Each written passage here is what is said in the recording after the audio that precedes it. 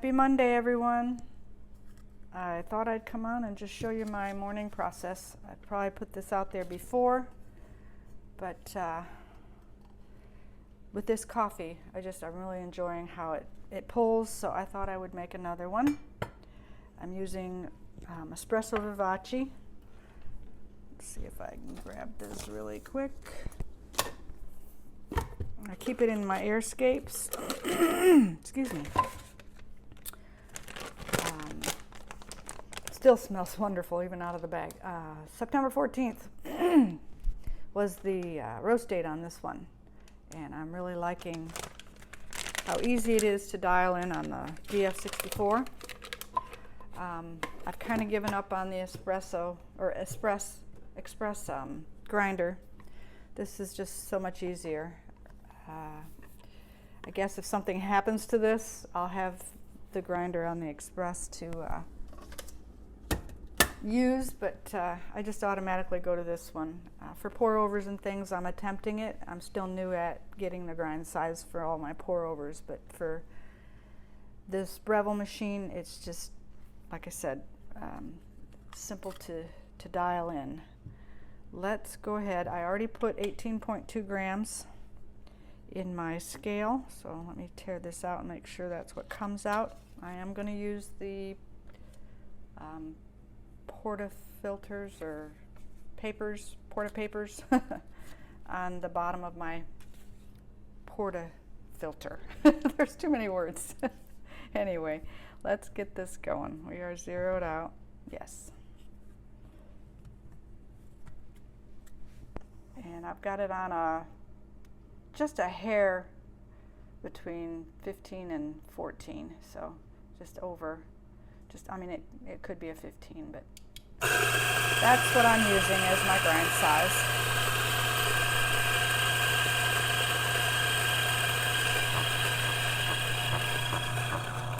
Just remembered I was going to try 20 grams on this, but I forgot. I could actually add it, I guess. Since we're still early, let me grab a couple more beans. We'll go to 20 and see what happens, because I was using it the other day. Better do a little more than that. I tend to lose one or two with that little hole, but my funnel doesn't. Well, I guess my funnel does fit in it. I haven't really attempted to hold the beans and hold this up here because of my counter. It gets in the way. That's the only reason I haven't. So I put them in by hand usually. Oopsie, I'm pinching everything. Okay, here we go. Now we're good. Let's get a little bit more out of there.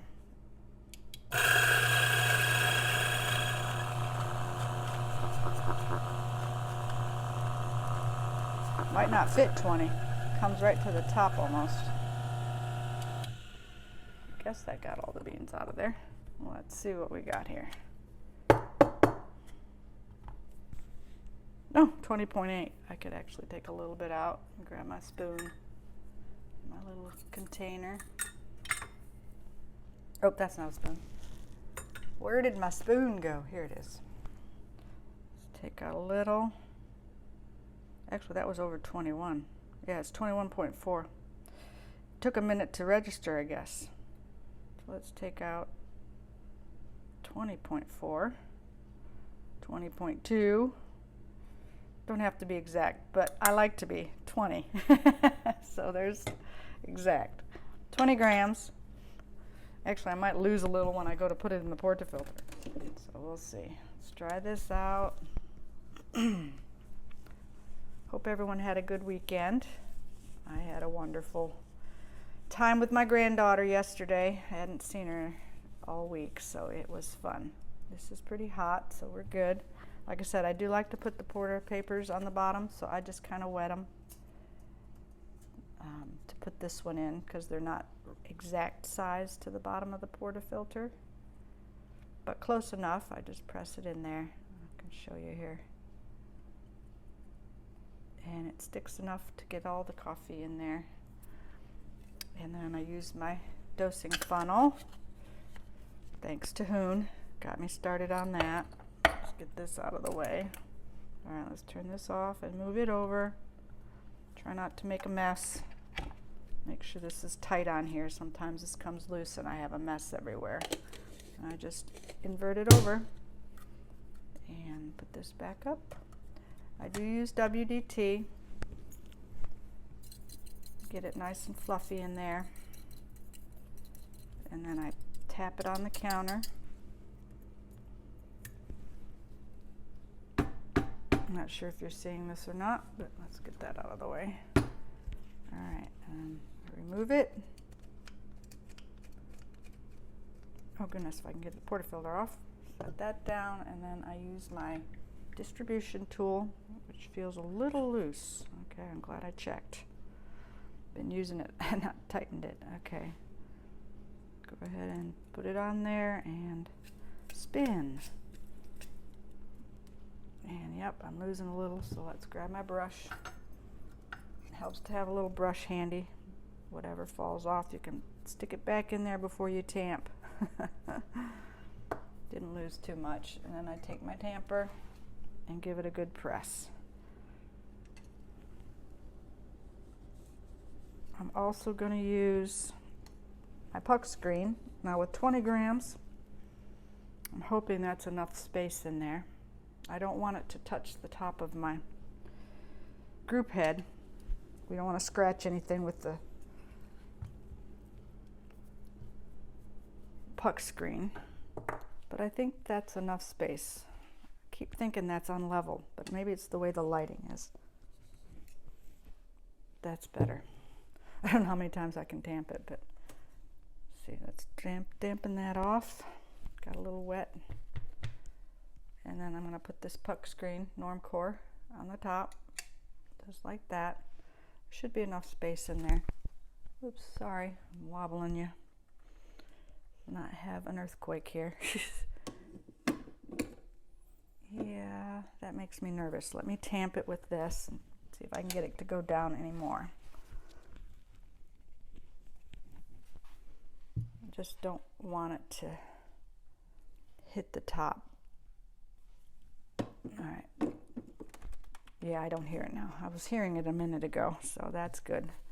So I'll just put this back up here, a few things out of the way. All right. Now, I like to put a towel down because of the steam. This is not a waterproof scale. It's my Time More scale, but I put it on top of the towel so that the heat from the water underneath there doesn't affect it any. And then of course I need a cup. I use my not neutral. Let's heat it up a little. I like to put a little water in there.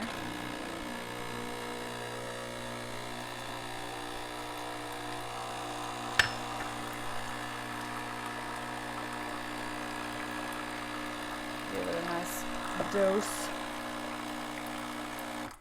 And I also use a shot glass or shot mirror to not have to bend over and see what the flow is looking like. So let me get that heated up nicely with the hot water. It comes out pretty hot. Get the arm out of the way. See what you're seeing. If I can come down more, I will. I don't want to adjust the get a little closer. You can see it coming out of the cup maybe, or into the cup. All right, let's pull this. Pour that out. I might want to come over just a little. There we go. I don't know what you're seeing in that mirror either. Maybe you could see in the mirror. I don't know if I can adjust it to that point. Probably not. So let's just leave you focused on the scale. If that's a good view, I hope. All right, let's get this in here. Yeah, that's good. It's been coming out pretty clean. Now watch it not do that for me, but I'm hoping it's going to. And I give a little bit of pre-infusion after it scales out and I start my timer.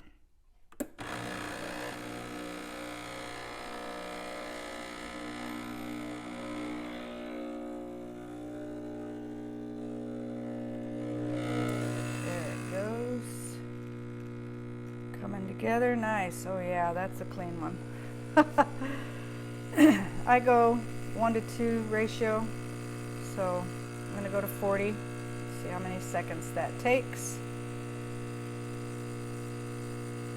Looks like it might take a good 35-40 seconds. And I stop it. There it is. It was about 38 seconds. It says 39 before I touch the timer. But yeah, I'm thinking that's going to be good. We're going to taste it here. I'm a milk-based drink in the morning, but I like to taste it at least. Make sure it's done dripping. I could just show you that shot. Look at that. That is just amazing. That's so clean. My camera's really not doing it justice. See if I can, there you go. No channeling, which I like. So let me spread you back here so you, there we go. That would probably have been easier to do, but yeah, let me taste it here. I've been always told that you stir your espresso. What did I do with my spoon? Here it is. So let's give it a stir and a taste. My husband's been liking it, but I add milk, soy milk to his. And then, like I said, I tend to drink mine with a little bit of almond milk, or no, yeah, oat milk. I've been doing oat milk lately.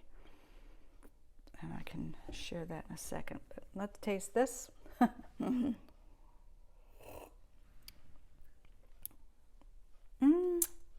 Might have been a little overextracted.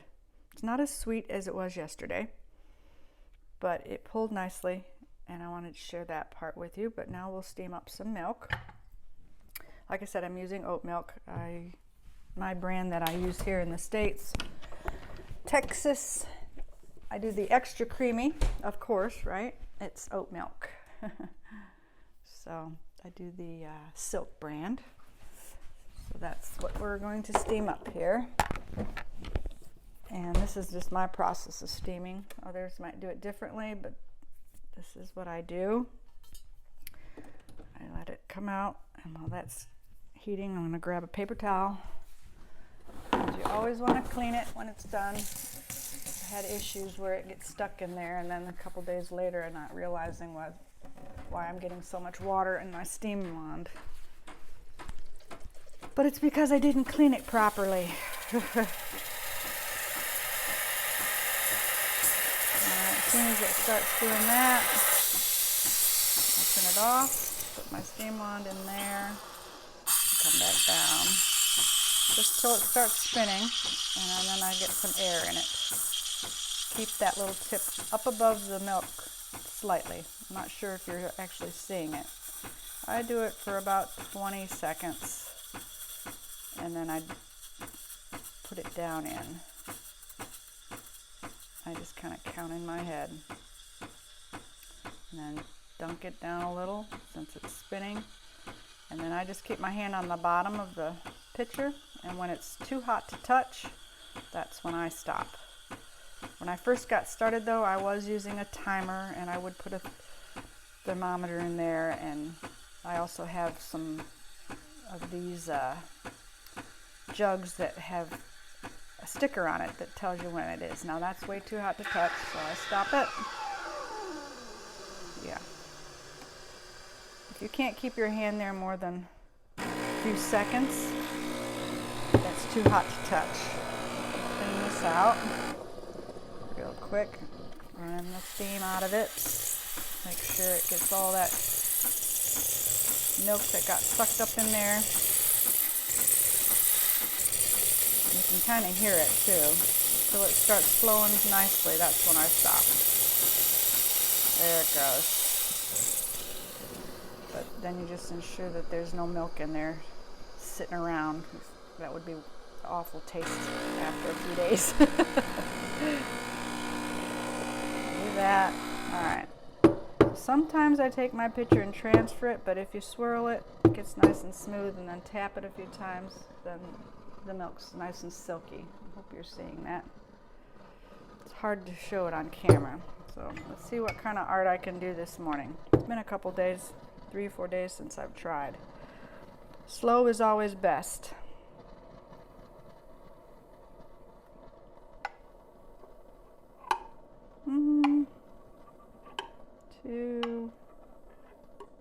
3. Yeah, not the greatest, but it's something. I attempted a heart, but it's a lopsided heart. So that's my process of how I make my morning lattes. And like I said, art doesn't last long, but sometimes it's fun to tempt it. So I just stir it in there because I like all that creaminess in my taste. Oh, much better. By itself, it was a little over extracted and kind of that bitter, strong taste.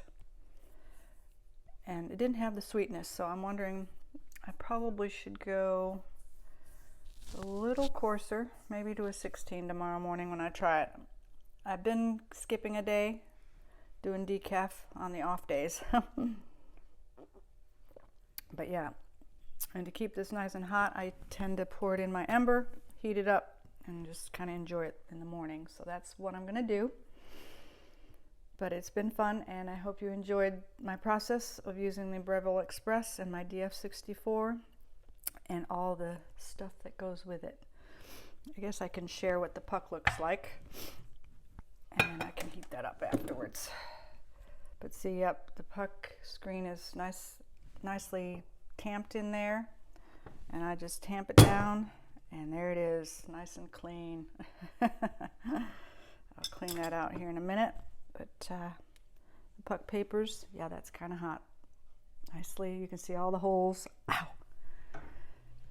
My hands don't touch it too often, and like I said, I just clean these two things, and we're all set for tomorrow morning. But that's the puck, nice and dry, easily done. So cheers, everyone. Have a great day and a good week.